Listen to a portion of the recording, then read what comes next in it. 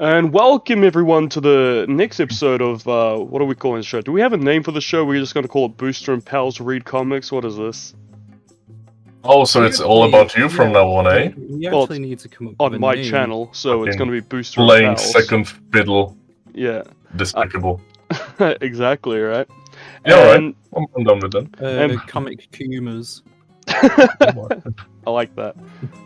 And Pickles for a little tantrum because we were supposed to read Future Imperfect about a year ago, and we kind of just put it aside because we're incredibly lazy. Yeah, we just kind of didn't. It was his turn for a comic, so we've been writing on this for about a year. These two dickheads had their turns, and I was like, okay, I want Future Imperfect. And I'm like, oh, we're just gonna, I'll get around to it. So, our review of Future Imperfect is, it's so bad it took us a year to read it. Yeah. Alright, not good night, bad. everyone. No, it's actually incredibly impressive comic. It's not bad. It's not bad. Well, I wouldn't say that again. I would say the art is probably the most impressive. Absolutely. This is George Perez, right? He was one of the co-creators of New Teen Titans. And he, this is a good decade or so after he did New Teen Titans, and he's still impressive, man. This opens up with a really great splash page where you got all sorts of nonsense happening, all sorts of little details Peter everywhere. David ruins the splash page Mm-hmm. with all the dialogue. Yeah, exactly. There's a lot of dialogue. It's quite an intimidating splash page because there's all sorts of crap everywhere. Yeah. And then once you turn that, could genuinely page, just keep skip that and go, just you do a should. big flip. You should I will not say- undervalue how impressive that splash page is. It's very well drawn. There's a lot of cringiness to Peter David's dialogue as well, a little bit. There is a bit. There's a lot of Are you jargon, a talking lot about of. the puns? I was There's gonna a say lot the of slang. puns. Slang. The was- slang was Whoa. sucky. Like, Well, future I hate slang, when- right? Should we talk about the story first? We can do that. Sure. Let's talk about the story Well, first. You have to do it, Pickles. It's your choice. It's basically set in a dystopian future where the people is ruled by a not a mysterious fellow, but a fellow called Maestro. Is it pronounced Maestro? Yeah. I thought it was Maestro. You can pronounce it either way. Either Oh. works, yeah. I wanted to sound a bit fancy with Maestro. Oh, it sounds like mayonnaise. And Okay. basically, there's a rebellion that's against it, and they bring Professor Hulk from the 90s into the future to help sort the problem out. So that's Professor Hulk. A big twist. Yeah, it's Professor Hulk. Hmm. Big twist. The Maestro is another Hulk of the future who survived nuclear fallout and shit like that. Yeah. And just eventually became leader of this dystopian future. And he's kind of a And It's up dick. to the Hulk. It's up to the Hulk and Ian to stop him. Because I was gonna actually I ask thought- you why this particular version of Hulk was able to talk. I was a bit lost in that regard. Professor Hulk. Yeah. Well, there you go. That's because it And I was to think continue when this was originally. Yeah, because Professor Hulk was the main Hulk at Hmm. this point in time in the 90s. I suppose it wouldn't be as much of a good story if the, past Hulk would be like Hulk smash. But the Maestro is also very talkative. Yeah, I actually enjoyed his dialogue a lot. I like He's that. very charming. I liked it a bit more than Professor Hulk, who was Yes. a bit more cringe. Every time any of the future boys and lasses spoke, I cringed. I didn't I really think care about the supporting characters. I think one of the biggest cringe moments for me was when Professor Hulk literally comes right into it and he's like, "You'll be pleased to know the Doctor is in," and he's like pointing at us. It's like some weird Uncle Sam thing. And he follows it up with like, fair, I'm not a doctor of medicine actually, but like, who cares? Just kick their ass. Yeah, that's when Peter David loves reading his writing, I guess. He's got a few like one-liners and puns and shit in there, right? Which is kind of there's like, there's one that Maestro says where he's like, "It's booby traps. Ah, we are the the booby in the boobies. trap." We are the We are the boobies. booby. Oh, that was so dumb. And he also made a pun off the name Banner. Yes. What did he say there Yeah. again? It's been a long time or something? Oh. It's proper full of 90s cringe, and I love it. I very much appreciated the outfits Maestro had. You can see he's a Oh, swole man. It's been a really bad day. I like Shut up. Maestro's first appearance in it, where he comes out of the curtain after having a big orgy. You say orgy, right?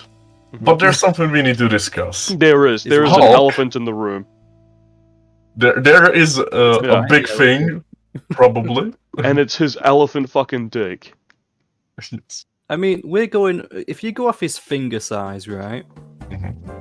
Because as we know, your dick is as big as your thumb. I was going to say the girth on my cock is much wider than my finger. What I'm saying is, because his finger, if we go by the size of his fingers, that kind of like that would be like we'd have to double that thickness. Oh, at least. At least, okay.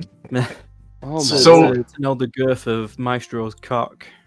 I reckon the most he does in there behind the curtain is playing like poker with ladies. It's either one of a few things, right? Either he can only put the tip in. Secondly, it could be like a horse. They die afterwards. Or they just like fucking beating the crap out of it or something. They just punching this thing like a punching bag. They basically just toss it out. I reckon, right? The reason why he needs so many concubines is they just like hug his hog and just jump around it. That's what he gets. That's all you can do with it. Yeah. So anyway, all he can do is get like a handy. That's sad existence. What would you say is your favorite moments in the book? The end. And I don't mean that in a really dickish, narkish way. I mean that final fight was really fucking cool. I personally enjoyed him being the host of the Hulk. So Maestro captures the Hulk around the house. Yeah. And then he basically wheels him around because he's paralyzed, and he goes like, "Look at my cool shit." Charming, right? Then we can go into the most disturbing bit of the book. The Hulk being raped. We forgot about the rape. Thanks for that, by the way. Okay, how would you rape the Hulk? Again, this begs the question as to his schlong, right? Well, the thing is, though, at least this time, Professor Hulk is quite a slim Hulk, if you look at him. Yeah. So I'm thinking that's shaming. Maybe it's not as girthy as Maestro's. Maybe, but that's still a monster dong. Do you think, Pickles, do you think as you age, your dong gets girthier? Well, we don't know what this persona of Maestro it stems from, though, do we? Oh, that's true, no. Yeah. We don't know how much trauma is involved in everything. Fair. So the Professor Hulk is a lot more slimmer compared to Maestro, so best bet is his dick is a bit slimmer as well. Well, I have a theory, right? Mm-hmm. If you have a bodybuilder... Why are we talking about his dick when the man got raped? That's pretty bad. Yeah. Because when you're a bodybuilder, right? Your schlong doesn't get bigger as your muscle get bigger. Tiny weenie. Well, that's my theory. Anyway, back to the rape. Back to the rape. Let's go back into this. Back to the rape. Basically, what happens is the Maestro. I thought this was a cool part of the book, not the rape, but oh my lord! The part cool of the book was when the Maestro snaps Professor Hulk's neck. Yeah, and like afterwards, the Hulk is just like a cripple. In fact, just gets shown around, and that's where he gets raped. So basically, a slave comes in on the orders of the Maestro to sleep with him, and the Hulk's just screaming no the entire time. Which obviously indicates that the Hulk was raped because he did not consent. That's a power. So yeah, that was the most disturbing thing. Is that why you wanted it to show us this book so badly? I'm surprised that never gets brought up because like it is, yeah. Everyone talks about Nightwing being raped and stuff like that, but no one ever brings up the Hulk being raped. I don't even know how to. And moving on. Let's be honest. This is canon as well. This is Professor Hulk was the one that was raped, so he goes back into the present, then lives his life. Oh god! Wow. We also he's raped by someone who looks like his lover. Yeah. That's Betty even look more like, messed up. right? Yeah. After like was this after he saw her ashes? There was a great scene with ashes. Yeah. All right, the urns. There was quite a few little funny things with the urn. It was supposed to be a really serious scene, right? And George Perez was all obviously having some fun with those urns, right? You had one urn that was very tiny that belonged to a wasp, right? You had one urn that belonged to Jean Grey, and it said again with a question mark on it, because you know the woman has a tendency to die.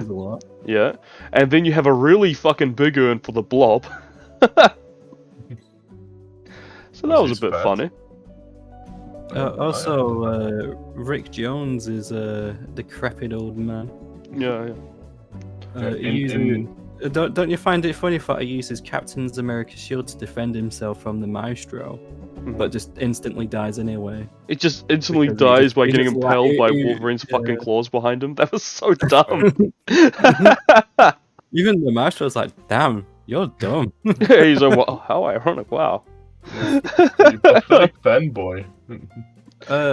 I don't know if this feat of strength went on Oz's.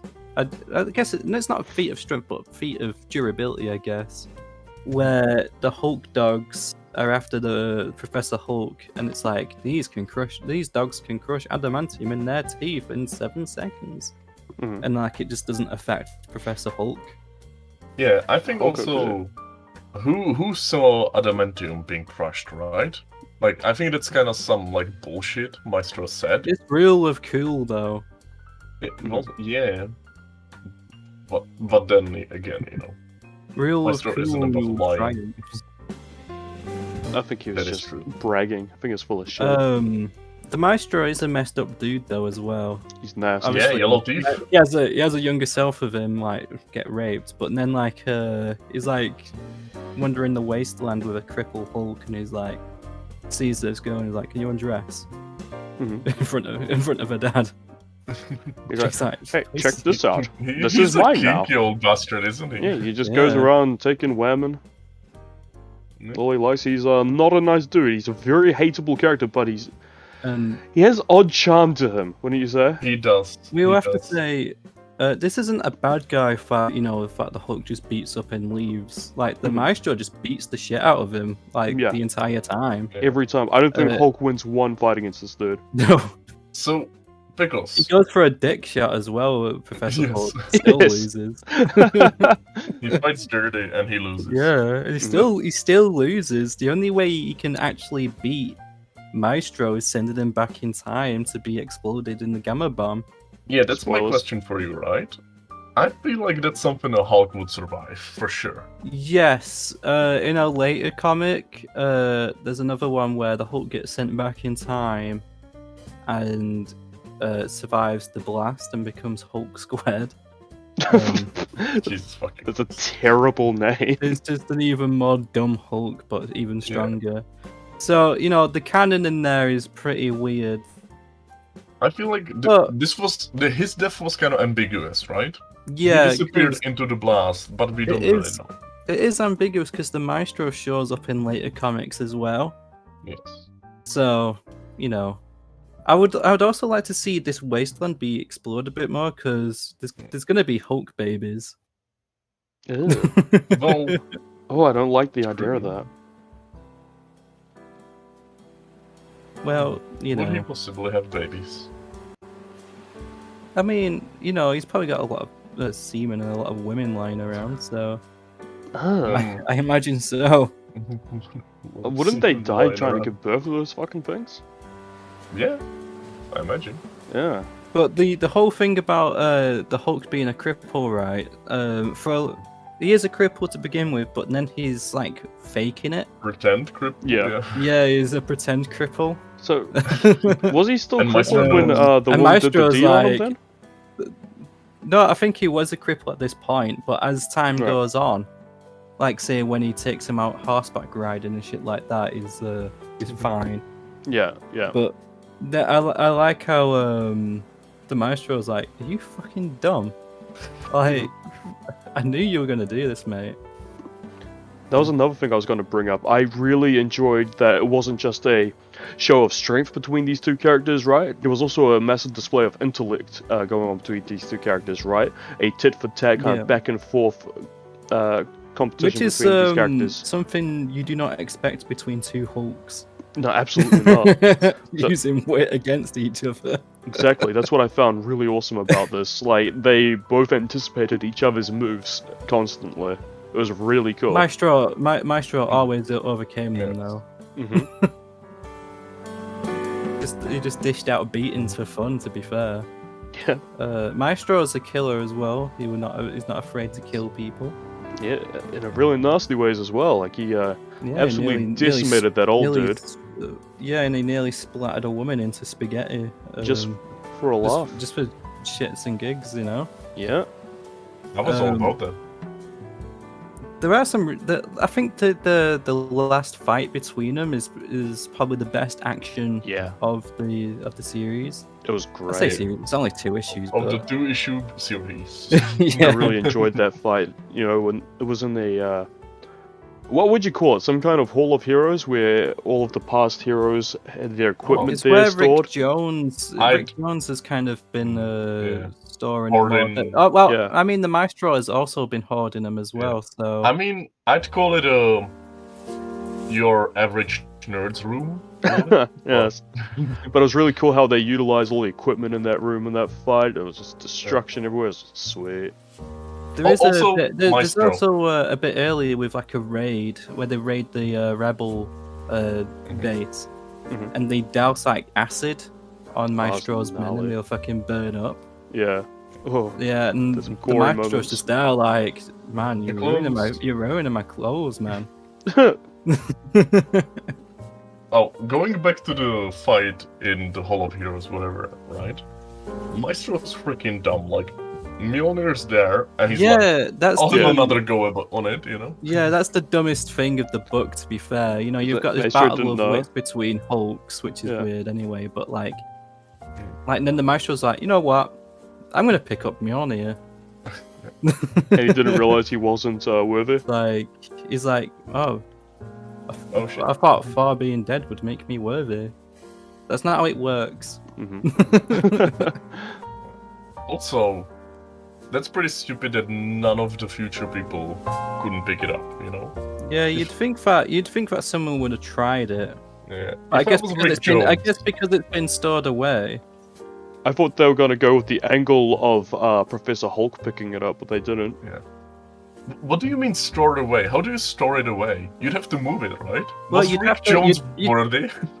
Did he reel it around? You need like a robot to pick it up, wouldn't you? Oh, that's true. Yeah. But is the robot worthy? I don't fucking know. Well, no, a robot that doesn't have, you know, AI. Just a robot. Can robots move? Picks things up.